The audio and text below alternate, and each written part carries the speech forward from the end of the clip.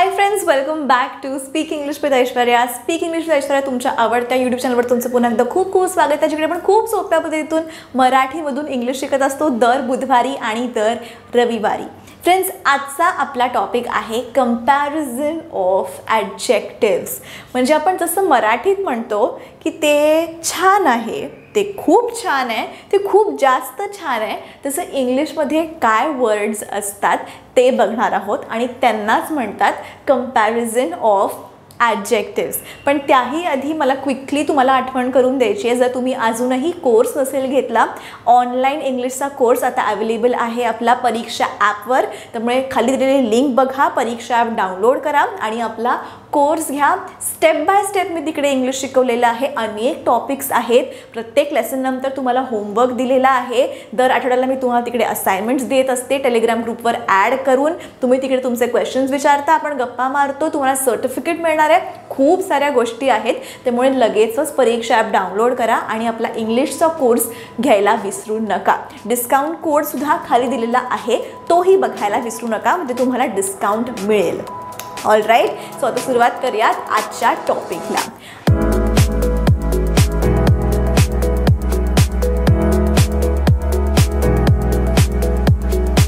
आता friends, सिलॅबलनुसार comparison of ॲडजेक्टिव्स बदलतं.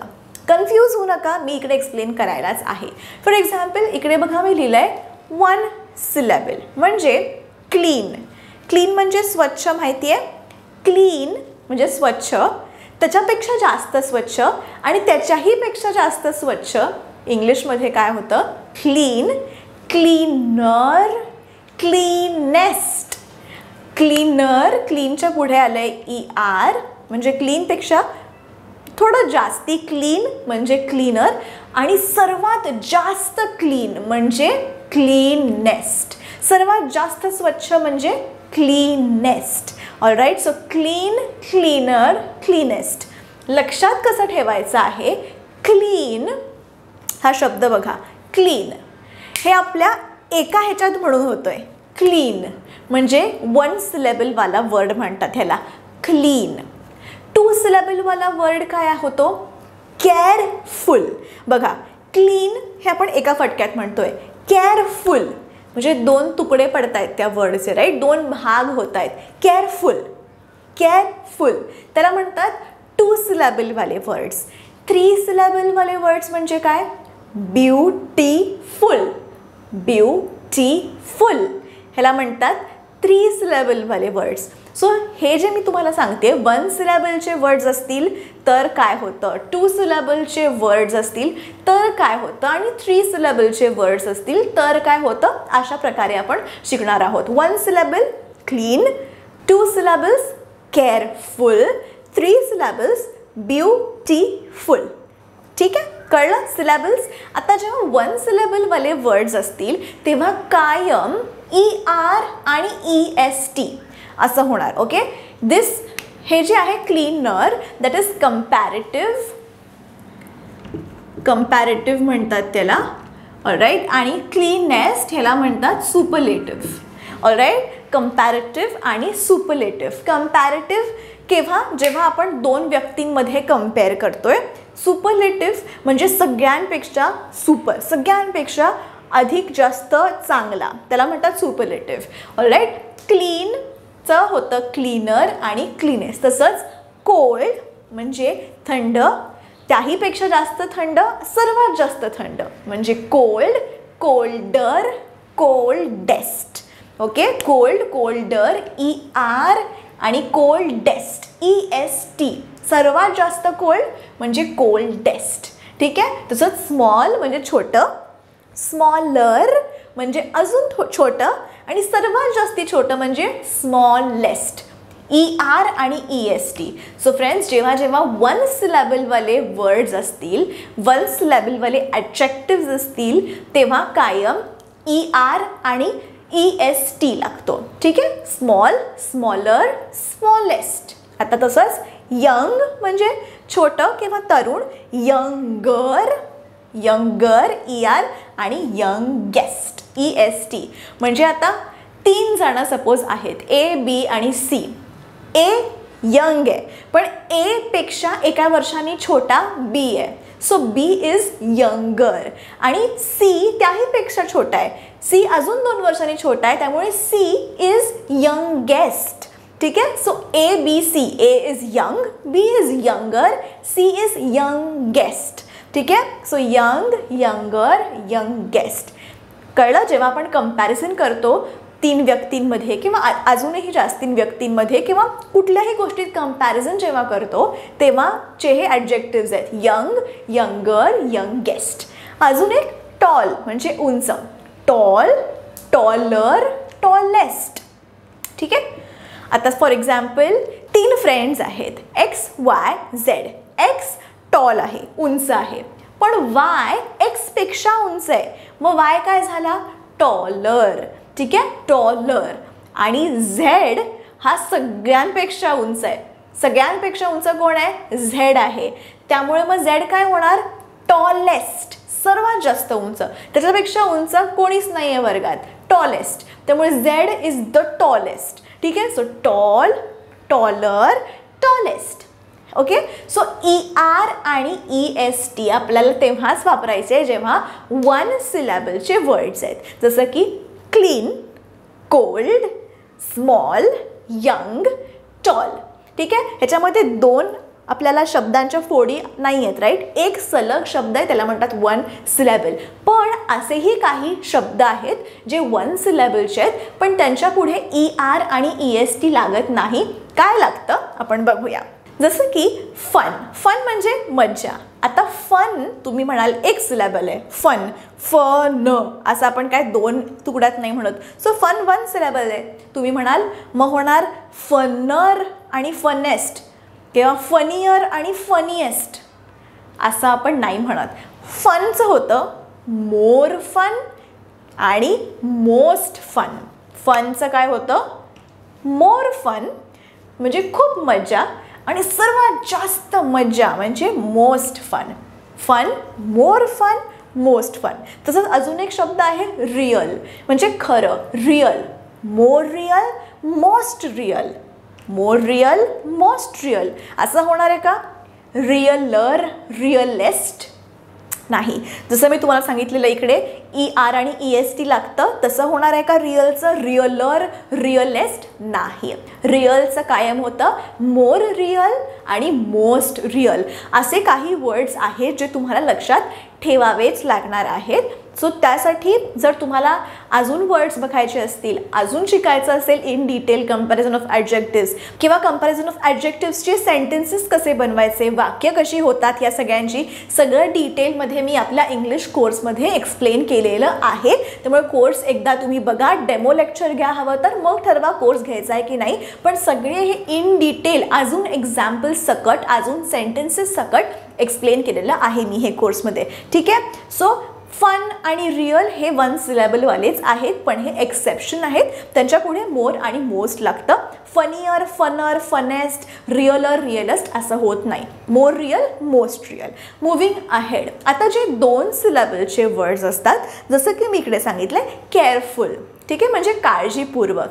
Careful या वर्डचे 2 पार्ट्स होऊ शकतात. केअरफुल आपण म्हणताना पण केअरफुल. ठीक आहे. 2 वेगळे त्याचे पार्ट्स होतात, राईट. केअरफुल त्याला म्हणतात 2 सिलॅबलवाले वर्ड्स. आणि तेव्हासुद्धा आपण लावतो मोर आणि मोस्ट. ठीक आहे. काळजीपूर्वक, थोडी जास्ती काळजीपूर्वक आणि सर्वात जास्ती काळजीपूर्वक. ठीक आहे. केअरफुल, मोर केअरफुल, मोस्ट केअरफुल.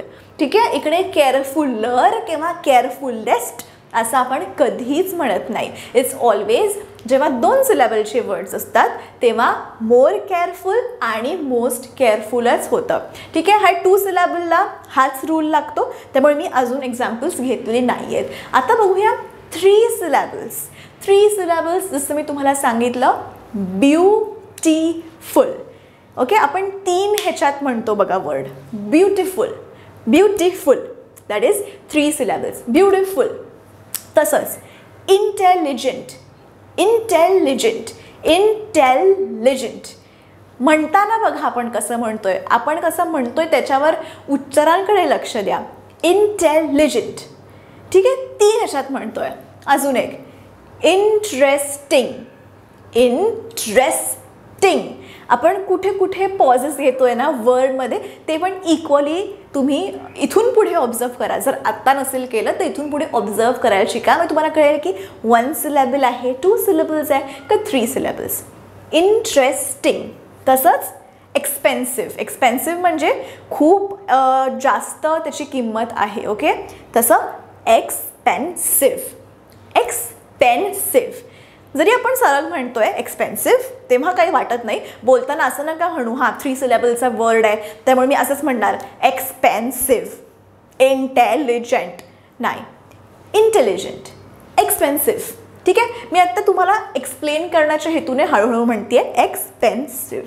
पण जेव्हा जेव्हा 3 सिलेबल्सचे वर्ड्स असतात तेव्हा केव्हा अजून 3 केव्हा अजून 4 सिलेबल्सचे पण वर्ड्स असतात, 3 और मोर. ओके, और मोर, तेव्हा तेव्हा मोर आणि मोस्टचाच वापर केला जातो. जसं की ब्युटिफुल म्हणजे सुंदर. ऑलराईट, ब्युटिफुल, मोर ब्युटिफुल, मोस्ट ब्युटिफुल. सुंदर, खूप सुंदर, सर्वात जास्त सुंदर, तिच्यापेक्षा सुंदर कोणीच नाही.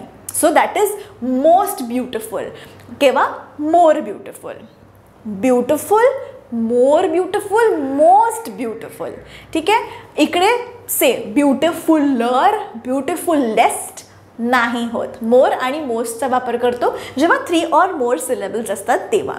सेम इंटेलिजंटचं पण तसंच. 3 सिलेबलवाला वर्ड आहे. इंटेलिजंट म्हणजे हुशार, मोर इंटेलिजंट, मोस्ट इंटेलिजंट. 3 व्यक्ती आहेत ए बी सी. ए इंटेलिजंट आहे पण बी ए पेक्षा इंटेलिजंट आहे. बी इज मोर इंटेलिजंट आणि सी सर्वात जास्त हुशार आहे, सर्वात जास्त इंटेलिजंट आहे. त्यामुळे सी होणार मोस्ट इंटेलिजंट. ठीक आहे, intelligent, more intelligent, most intelligent. Next is interesting. इंटरेस्टिंगचं पण same. More interesting, most interesting. More आणि मोस्ट. इंटरेस्टिंग गर, इंटरेस्टिंग गेस्ट असं नाही होत. Interesting, more interesting, most interesting. That is the most interesting book I have ever read. म्हणजे मी आत्तापर्यंत वाचलेल्यांपैकी ते पुस्तक सर्वात जास्त इंटरेस्टिंग आहे. That is the most interesting book that I have ever red. So more interesting, most interesting. Similarly expensive म्हणजे खूप जास्त त्याची किंमत आहे. ऑलराईट, महाग आहे. एक्सपेन्सिव्ह. एक्सपेन्सिव्ह, मोर एक्सपेन्सिव्ह, मोस्ट एक्सपेन्सिव्ह. एक्सपेन्सिव्हर, एक्सपेन्सिव्हेस्ट नाही. एक्सपेन्सिव्ह, मोर एक्सपेन्सिव्ह आणि मोस्ट एक्सपेन्सिव्ह. बेसिक कळलं आहे तुम्हाला. 1 सिलेबलला आपण कायम वापरतो ER आणि EST. Cold, colder, coldest. पण काही असे वर्ड्स आहेत लाईक फन किंवा रिअल आणि अजून पण वर्ड्स आहेत त्याला आपण मोर किंवा मोस्ट वापरतो. More fun, most fun. Funnier, funniest आपण म्हणत नाही. फनर, फनेस्ट असंही म्हणत नाही. ऑलराईट, 2 सिलेबलचे वर्ड्स आहेत जसं की केअरफुल, त्यालाही मोर केअरफुल, मोस्ट केअरफुल. आणि 3 सिलेबल्स आहेत मोर ब्युटिफुल, मोस्ट ब्युटिफुल. मोर आणि मोस्टचा वापर करतो. पण आता काही असे ॲडजेक्टिव्स आहेत ज्याला मोर, मोस्ट नाही लागत, ER, EST पण नाही लागत. असे ॲडजेक्टिव्स तुम्हाला पाठ करावेच लागणार आहेत. अशा ॲडजेक्टिव्सना म्हणतात irregular adjectives which you have to learn. ठीक आहे, ह्याला काही ऑप्शन नाही आहे की मोर लागेल का मोस्ट लागेल का ER, EST नाही. हे वर्ड्स असेच्या असे आपल्याला वापरावे लागतात. जसं की गुड. गुड म्हणजे चांगलं, त्याहीपेक्षा चांगलं आणि सर्वात चांगलं. काय होणार आहे? More good, most good, wrong. Gudur, गुडेस्ट, wrong. Good, better, best. Good, better, best. So हे तुम्हाला लक्षात ठेवावेच लागणार आहेत. ऑलराईट, हे जे वर्ड्स आहेत तुम्हाला लक्षात ठेवावे लागणार आहेत. बॅड. बॅड म्हणजे वाईट, खूपच वाईट, सर्वात जास्त वाईट. बॅड, बॅडर, बॅडेस्ट का बॅड, मोर बॅड, मोस्ट बॅड नाही. बॅडचं काय होणार? वर्स, वर्स्ट. वर्स, वर्स्ट. बॅड, वर्स, WORSE, वर्स. आणि त्याहीपेक्षा सर्वात जास्त वाईट म्हणजे worst, WORST, worst. So bad, वर्स, वर्स्ट. ठीक आहे. नेक्स्ट इज फार म्हणजे लांब.